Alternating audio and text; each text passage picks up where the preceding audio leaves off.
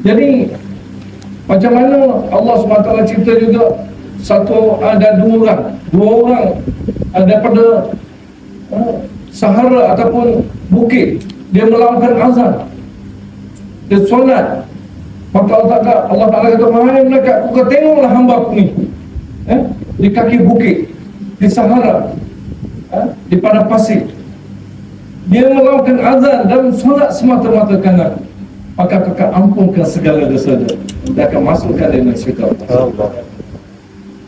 Allah Ta'ala berbangga-bangga. Jadi kita ni sebagai hamba kepada Allah SWT, kita sujud pada Allah. Muka kita yang mulia ni letak sama parah dengan kaki kita. Punggung kita yang Tuhan hadis pun tinggi lagi masa tu. Masa sujud, kita sembangkan muka kita. Kita nak nafikan kita ni hamba Allah. Kita ni tak ada apa-apa di sisi Allah. Hampuk pun tak ada. Semua makhluk ni berhajat kepada Allah, tapi Allah Ta'ala tidak berhajat kepada sesiapa pun. Jadi kita kena akui kita punya kelemahan kita, kehambaan kita. Kita solat ni untuk menunjukkan kita ni sebagai hamba, sebagai hamba Allah Subhanahu Wa Ta'ala. Kita nak jadi hamba yang taat pada Allah. Orang yang taat ni di akhirat pun Allah suka pada dia. Allah suka orang yang taat ni pada orang muda-muda lagi. Allah suka orang yang bersedekah, tapi Allah lebih suka orang yang miskin bersedekah. Allah. Orang yang taat, Allah suka orang taat, tapi Allah lebih suka orang muda taat. Allah. Di akhirat pun satu orang muda ni dia diarahkan masuk neraka, maka dia dengan laju pergi masuk neraka. Maka Allah kata, kamu tak tahu kan neraka tu dahsyat dia punya seksa dia, pedih, perik dan seksa dia. Tidak ya Allah, inilah peluang yang terakhir untuk nak taat perintahmu ya Allah. Allah. Dulu dunia dulu sibuk sangat, tak boleh taat perintahmu ya. Inilah peluang terakhir nak taat perintahmu ya Allah. Maka sukanya Allah Ta'ala pada orang ni, Allah suruh dia masuk syurga pula. Allah. Tengok, ini sifat Allah kepada kita. Allah Maha Pengasih dan Penyayang. Satu orang pembunuh besar, dia penumpah darah terkenal. Siapa dia? Hajjaj bin Yusuf. Dia kata dia telah menjanik Kaabah, separuh kota Kaabah telah untuk kerana. Lalu ibu dia kata, wahai Hajjaj, tidakkah kamu takut nanti di akhirat Allah akan masuk kamu dalam neraka? Dia kata, wahai ibu adalah ibu saya, tentu ibu saya dekat saya. Tapi Allah Maha Sayang dekat saya 70 kali ibu saya pada saya. Maka dekat akhir kehidupan dia, di akhir kalam dia, dia dapat ucap la ilaha illallah. Man akhiru kalam la ilaha illallah dakhala al-jannah. Siapa akhir kalam dapat ucap la ilaha illallah, wajib bagi dia syurga. Jadi macam mana untuk kita nak membesarkan Allah, mengagungkan Allah ni, supaya hati kita ni tak ada terkesan dengan perkara lain, tak ada terkesan dengan dunia ni. Kita tengok rumah besar, kita kata Allahumma la isya illa isya al-akhir, ada kehidupan yang dekat melainkan kehidupan akhirat. Kita tengok gunung besar, bukit besar, engkau bukit tak besar, Allah Maha besar. Allah. Begitulah Nabi Adam pun, bila dia telah selepas dia sujud pada Allah Subhanahu Wa Ta'ala di akhirat, semasa dia dilontak ke dunia ni, dia sujud sehingga berapa puluh tahun dia sujud? 40 tahun. 40 tahun ke 40 tahun? 40 tahun lebih kurang dah. Maka air mata tu mengalir macam sungai. Mereka burung ni kata, manis betul air ni. Dia kata, Allah sanggup kau melihat burung ni perli pada aku juga. Allah, ampunkanlah dosa-dosaku berkat Muhammad Rasulullah. Mana Allah kata, mana kamu dengan nama ni, aku tengok ni arasmu, namamu dengan nama dia bersebelahan. Aku yakin itulah orang yang paling istimewa di sisimu. Dia kata, itulah anak cucu kamu, karena dialah kamu diciptakan, karena dialah dunia, langit dan bumi ini diciptakan. Kalau tidak karena dia, kita semua tak wujud kat dunia. Rasulullah sallallahu alaihi wasallam. Jadi kita kena berterima kasih dengan Nabi sallallahu alaihi wasallam yang telah banyak buat kebaikan pada kita. Nabi sallallahu alaihi wasallam dia kasih dan sayang pada umat dia ni, tak mau sedikit pun kesusahan berlaku pada umat dia ni. Tetapi untuk orang yang tak datang solat berjemaah ni, Nabi berhasad. Dalam hadis bagi tahu, Nabi berhasad, Nabi nak suruh pemuda-pemuda kumpulkan kayu api banyak-banyak, nak pergi rumah ke rumah dan nak bakar kat majlis sembahyang. Ini hasad Nabi. Tapi Nabi tidak buat. Tapi hasad Nabi begitulah. Nabi sangat memberatkan. Kenapa? Di sini tempat turunnya rahmat, hidayah, kasih sayang. Dalam masjid ni, di masjid inilah tempat berkumpulnya malaikat bercahaya sampai ke langit, bertindak-tindak bersusun-susun sampai ke langit dunia. Di mana mula-mula sekali rahmat Allah turun? Daripada Allah Subhanahu Wa Taala turun di Baitul Ma'mur, di arasy Allah Subhanahu Wa Taala. Turun lagi ke Ka'batullah di Mekah sana. Pusingan manusia keliling Kaabah 24 jam keliling Kaabah. Lepas tu turun di mana? Di Masjidil Nabawi. Di Masjidil Nabawi Nabi SAW Madinah, turunnya hidayah, rahmat Allah Subhanahu Wa Taala. Lepas tu dia pergi mana? Masjid Aqsa dekat berperang ini. Kita semayang di sana dapat apa? Dapat berapa kali ganda? 25,000 kali ganda. Di Masjid Nabi 50,000 kali ganda. Di Masjid Haram 100,000 kali ganda. Lepas pada tu, seluruh masjid-masjid di muka Allah ni yang hidup amat. Yang hidup amat. Sebab apa? Masjid-masjid di muka Allah ni adalah anak-anak kepada Masjid Nabi sallallahu alaihi wasallam. Tempat turunnya hidayah Allah Subhanahu Wa Taala. Sebab tu kalau kita balik daripada Masjid Surau ni, jangan singgah mana-mana. Pergi balik rumah dulu. Terpancarlah pada anak isteri kita hidayah ni, maka lahirlah dalam rumah kita orang soleh, orang yang taat pada Allah, hafiz, alim ulama dalam rumah kita. Hari ni kita umat Islam jadi macam apa? Kalau dia balik nak minum makan dia kira macam restoran rumah dia. Kalau dia balik nak tidur dia macam hotel. Kalau dia balik nak cuci baju macam kedai dobi. Kalau rumah tu ada karaoke ke apa namanya, tak ada apa? Ada jin bertendang dalam rumah. Jadi macam mana nak keluarkan jin bertendang dalam rumah tu? Ada solution dia. Apa dia? Ta'lim dan hidupkan. Ta'lim ni adalah pintu agama. Pintu agama adalah ta'lim. Bila kita buat ta'lim dalam rumah kita, bermulalah agama dalam rumah kita. Jadi orang yang keras hati pada masa tu siapa? Nak bunuh Nabi lagi masa tu. Sayyidina Umar. Dengan apa cara dia dapat hidayah? Kita tahu bila dapat hidayah melalui ikram Nabi. Nabi pergi kisah gandu, bukan berehat, tidur. Nabi turun kisah gandu malam pertama, malam kedua, malam ketiga. Bila pun ucap la ilaha illallah. Abu Bakar dapat hidayah melalui apa? Dakwah Nabi. Nabi dapat wahyu. Orang pertama dapat hidayah, orang pertama buat dakwah siapa dia di kalangan bukan Nabi? Khadijah Kubra, isteri Nabi, wanita. Kanak-kanak Sayyidina Ali, orang tua Sayyidina Umar dan Sayyidina Abu Bakar. Jadi Abu Bakar dapat hidayah melalui dakwah Nabi. Hindu yang bapak rapikkan hati dan isi perut Hamzah ni, sehingga Nabi tengok untuk kematian Hamzah ni aku akan balas bunuh 70 nyawa. Maka Allah tegur Nabi, wahai Rasulullah, maka kasihku kalau kena bunuh pun kisos satu nyawa dengan satu nyawa saja. Tapi sebaiknya lebih baik kamu maafkan dia. Nabi maafkan Hindu. Tapi macam mana dia dapat hidayah tu? Di mana penaklukan Mekah tu, selepas Abu Sufyan dapat hidayah, Hindu ni dia telah tutup muka dia dengan kain. Dia berjalan di tengah-tengah orang Islam, di celah-celah orang Islam ni. Dia kata kalaulah orang Islam ni nampak dia ni, tangkap dia, pasti dia akan dibunuh pada malam. Tetapi sangka dia meleset.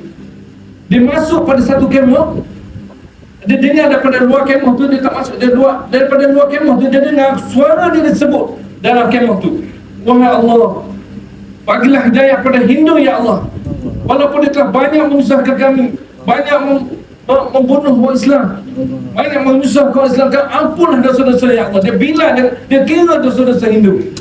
Maka Hindu yang kata dia akan ditangkap, dia akan dibunuh ni, cari hati dia, cari hati dia, terus dia dapat kalimah, terus dia dapat kalimah. Tapi Sayyidina Umar ni, dia nak pergi bunuh Nabi lagi ni. Maka masa tu dia telah jumpa dengan satu orang sahabat dia, Sa'ad kata, kemana kau nak pergi Umar? Aku nak pergi menamatkan riwayat hidup Muhammad.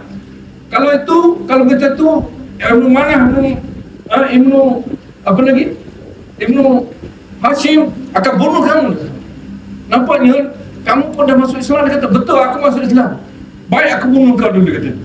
Sebelum kamu nak bunuh aku, kamu pergi urus keluarga kamu dulu. Adik kamu sendiri dah masuk Islam, kata. Dia pun tak jadi berperang dengan Sa'ad. Kata pergi rumah adik dia. Adik dia buat apa? Adik dia tengah baca taklim tu. Adik dia tengah baca taklim. Dia bukan direct di luar rumah. Dia dengar daripada luar rumah, bukan direct. Bila dia ketuk pintu tu, maka dia tahu ini mesti Umar ni. Dia buka pintu, betul Umar betul menampar dia sehingga berdarah-darah dia. Maka dia kata, Al-Fatimah, kamu telah mengkhianati diri kamu. Kamu telah meninggalkan agama atau nenek moyang kamu. Macam mana agama yang baru ni lebih baik daripada agama kita yang lama tu? Dia kata. Maka dia tampar lagi dia kata. Sehingga berdarah-darah. Dia kata, kamu buatlah apa pada kamu, sanggup matikan agama. Dia tengok adik dia ni bersungguh sangat kerana agama ni, sanggup mati ni. Dia pun tiba-tiba dia tengok masah-masah tu, taklim tu. Maka dia telah nak sentuh taklim tu. Adik dia kata, jangan kamu sentuh, kamu tak suci. Kalau kamu nak sentuh, kamu pergi mandi dulu, dia kata. Dia ikut. Dia pergi mandi. Maka dia telah baca surah Taha ayat 186. Kalau budak-budak yang hati keras, budak-budak yang susah nak belajar, bagi baca surah ni pada air, bagi dia minum. Ulama kata boleh buat ubat. Maka bila dia baca surah tu, terus dia telah berubah hati dia. Maka dia telah pergi dekat masa tu sahabat telah keluar. Dia kata, ada berita gembira untuk kamu Umar. Malam tadi aku dengar malam Jumaat Nabi telah doa, wahai Allah, kuatkanlah agama ni dengan dua Umar ni, sama ada Umar Al-Khattab ataupun Umar bin Hisham Abu Jahal. Maka nasihat Allah telah pilih kamu, dia kata. Maka malam pagi tu dia pergi rumah Abu Akam. Bila dia ketuk pintu, orang dia mesti Umar punya ketukan kuat. Dia kata tangan Umar ni macam sebelah tangan dia macam dua belah tangan kita, tinggi, dia macam Abbas. Tapi bila dia masuk rumah Abu Arkam, Nabi pergi cekuk dia, Nabi tarik dia. Dia kata, siapa terjengik kaki. Orang semua tengok Umar kakak kaki Umar. Dia kata, Nabi hebat, kuat Nabi kita, boleh angkat orang tinggi. Maka dia kata, wahai Umar, apa kamu masuk, kamu mari sama ada sebagai musuh atau sebagai kawan? Dia kata, aku nak masuk Islam. Masa tu orang telah keluar, orang ucap la ilaha illallah, semua orang takbir, Allahu Akbar. Ini macam mana orang yang keras hati dia. Kita pun target semua rumah orang Islam ini hidup taklim dalam rumah dia. Jangan biarkan ustaz muka pak segi tu duduk 24 jam dakwah kita. Dan ada dalam poket ni ustaz muka pak segi ni, aset kita tu. Jadi kita kena kawal balik. Kita kena kawal balik dengan taklim ni, dengan muzakarah iman, dengan tajwid, dengan apa lagi? Musyarat. Musyarat dalam rumah, nak beli apa besok, nak pergi mana. Nabi musyarat dengan isteri dia, nak beli tali kasut kan bermusyarat. Apa adalah hak agama? Wajib bermusyarat adalah hak agama. Adalah hak dunia pun kena musyarat. Tapi keputusan orang lelaki, jangan bagi keputusan dia. Lepas tu tazkir ni pada ajak ataupun bagi azam. Kita nak bagi masa berapa banyak untuk agama.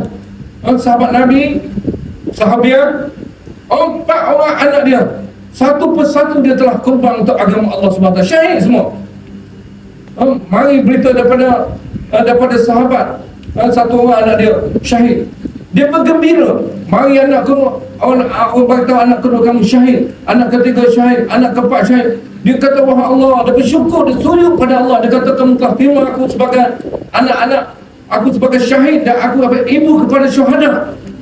Dia gembira kerana satu orang yang syahid di jalan Allah ni, dia boleh selamat 70 orang keluarga dia yang dilontar dalam neraka, dia selamatkan 70 orang.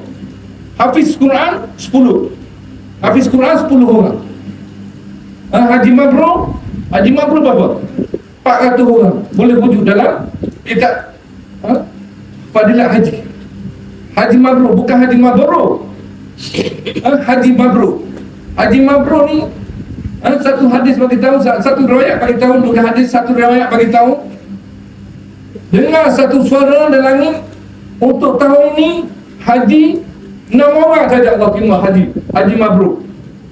5 di sini, seorang di tempat lain. Yang seorang tu diceritakan dalam riwayat, dia kata seorang ni dia dalam perjalanan nak pergi haji dengan gerombolan dia, maka dia tengok satu makcik ni makan bangkai, maka dia tak jadi pergi haji. Dia ambil duit ni dengan barang-barang makanan dia bawa pergi rumah makcik ni. Lalu dia batalkan niat dia untuk pergi haji. Dia pergi, abang dia kata pergilah, dia kata pergilah dengan rombongan kita, saya batalkan niat nak pergi haji. Maka dia tunggu dekat situ. Maka bila balik jemaah daripada haji, dia tanya, apa keadaan haji kamu? Dia kata, hei kamu, apa kamu cerita ni? Kan kamu pergi haji sama kami? Dia tahu dia tak pergi haji, tapi orang nampak dia pergi haji. Lepas tu dia tunggu abang dia punya jemaah tadi balik. Dia pun cerita dia, apa khabar keadaan haji kamu? Dia kata, apa kamu cakap ni, kan kita pergi haji sama-sama. Dia kata, ini beg ni kamu amanah pada kami, ambil balik. Dia kata, dia ambil beg tu, lepas syur, lepas amal semua, dia buka lepas syur tu, tengok penuh duit dalam beg, penuh duit dalam beg. Dan tiap-tiap tahun orang jumpa dia pergi haji, tiap-tiap tahun orang jumpa dia pergi haji. Ini diceritakan. Jadi apa maksudnya ikram pada satu orang yang kesusahan. Begitu macam mana kita nak ikram orang yang jauh daripada agama, yang tak solat. Orang yang tak solat ni dia meruntuhkan agama. Man taraka solat muta'ammidan faqad kafara jihara. Meninggalkan solat dengan sengaja, kafir ini kata. Jadi orang meninggalkan solat, dia kata dia meruntuhkan agama, bukan meruntuhkan masjid. Jadi macam mana kita nak ajak mereka, nak pujuk mereka, sebab mereka jaga solat mereka. Sebab apa? Solat ni kita kena jaga, bukan kita solat dia. Jaga takbir dia, jaga tertib training dia, jaga wuduk dia, jaga masa dia. Macam kita jaga kerja kita, macam kita jaga badan kita. Badan kita kalau kita tak jaga, amal tinggal serangkai. Dah. Kita jaga macam-macam kita jaga, tapi solat ni lebih-lebih lagi kita kena jaga. Barulah dia boleh jaga kita dalam kubur. Kalau kita tak jaga dia, maka dia macam kain buruk. Dia kata akan dilontar ke muka seperti kain buruk dilontari. Dia kata dia akan mendoakan keburukan pada hari. Macam mana dia tak jaga aku, ya Allah, kamu tak, maka dia mendoakan keburukan pula pada kita. Jadi sekurang-kurangnya dia kata solat kita ni boleh mencegah kita daripada fahsyat dan munkar. Sekurang-kurangnya. Dan akhirnya kita dapat menarik khazanah Allah. Dengan 2 rakaat solat kita boleh menarik khazanah Allah Ta'ala, boleh selesai segala masalah kita. Dah tu share. 2 rakaat selesai masalah. Settle all masalah. 2 rakaat settle all masalah. Ini kita kena latih. Allah latih kita hari-hari. Allah latih kita 5 kali sehari. Allah latih kita. Agama ni dia latihan. Latih. Lama-lama jadilah. Latihan. Kita kena latih hati kita. Allah nak tengok ketaatan kita sebenarnya. Allah nak tengok ketaatan kita. Bila masuknya waktu solat, kita kena tanya diri kita, mana Allah suka kita? Dekat mana? Dekat kerja ke? Nak siapkan kerja ke? Nabi SAW bila masuknya waktu solat, dia terus tinggalkan keluarga dia. Seolah dia tak kenal keluarga dia, terus dia tinggalkan keluarga dia. Sahabat-sahabat pun dalam perniagaan dia, terus tinggal, tak tutup pun, terus tinggalkan perniagaan dia, sehingga Allah rakamkan dalam Quran, rijalun la tulhihim tijaratun wala bay'un an dzikrillah wa iqamus shalah. Laki-laki yang tidak dilalaikan oleh perniagaan dia, jual beli dia, daripada mengasihi Allah dan mendirikan solat. Allah sebut laki-laki. Orang yang tak datang ni, dia macam perempuan ataupun honda. Jadi nak jadi laki-laki, dia kena tinggalkan kerja buat dia semata-mata untuk sujud pada Allah Subhanahu Wa Taala, solat 5 waktu. Allah nak tengok ketaatan kita. Mana dia? Semua tak ada. Semua dah. Jadi tak kira untuk kita kuatkan balik. Kita ada istimewa besar perhimpunan Islam di Jitra. Jadi maksud dan tujuannya untuk keluarkan jemaah sebanyak-banyaknya di hujung-hujung dunia, di timur, di barat, di utara, di selatan, di timur tengah, di pulau-pulau di Indonesia, ribuan pulau ada. Banyak lagi jemaah tak dihantarkan. Jadi istimewa ini ada hujan rahmat. Dia kata hujan rahmat. Bila hujan turun, maka semua akan kena hujan. Tak kira orang tua, orang muda. Begitulah bila rahmat Allah turun, maka semua akan dapat manfaat dia. Akan dapat manfaat dia. Jadi himpunan pengorbanan jemaah sebelum istimewa, macam dekat Pasar Borong, adanya sayur, adanya buah-buah apa semua tu, ada petani yang buat kerja, ada petani yang buat usaha. Kalau tak ada petani, tak ada sayur dekat pasar tu. Begitulah dalam istimewa ni. Kalau tak ada usaha sebelum istimewa, jemaah-jemaah bergerak, maka istimewa tu tidak berjaya. Istimewa akan berjaya bila jemaah dapat dikeluarkan sebanyak-banyaknya.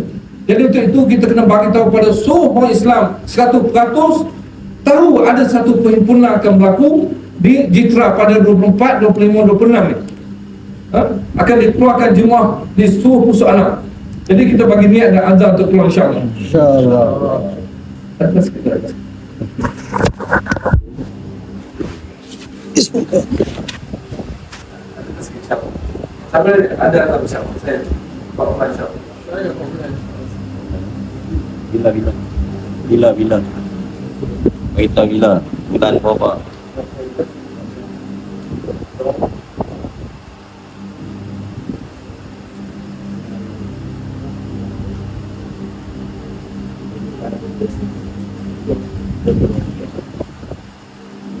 Ini pula.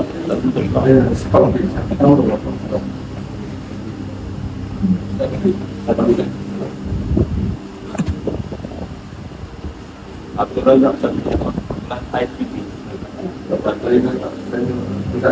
Bagi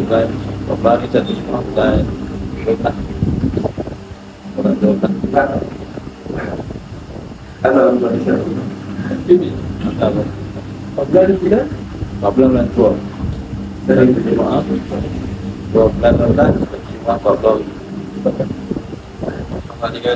tiga hari atau selesai dia pada sekolah pertanyaan itu ada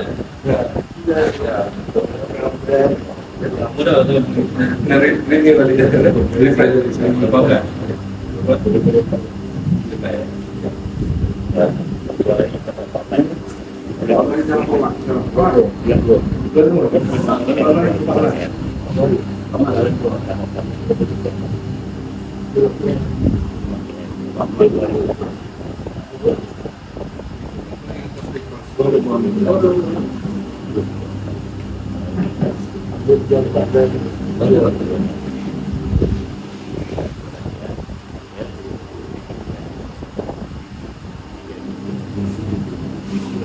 Allahu Akbar, Allah